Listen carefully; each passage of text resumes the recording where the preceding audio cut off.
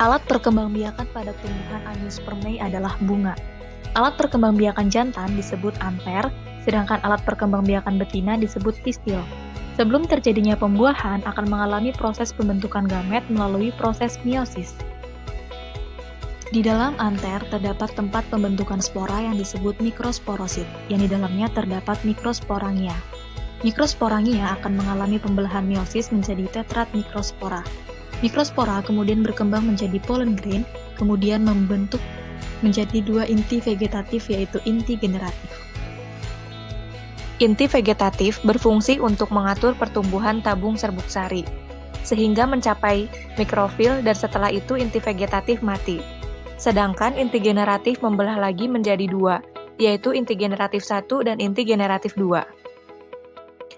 Kemudian di dalam ovul akan membentuk megaspora yang mengalami pembelahan meiosis menghasilkan satu sel megaspora dan 3 sel lainnya berdegenerasi.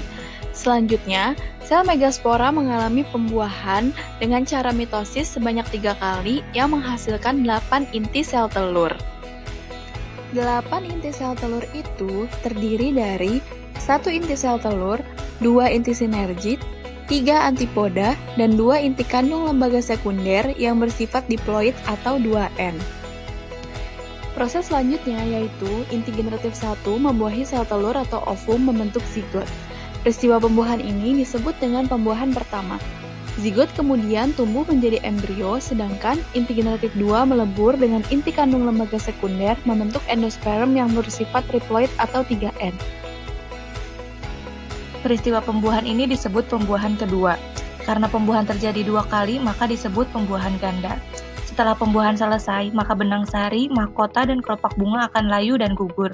Sedangkan bakal biji akan berkembang menjadi dinding yang dilindungi oleh dinding bakal buah, dan bakal buah berkembang menjadi buah.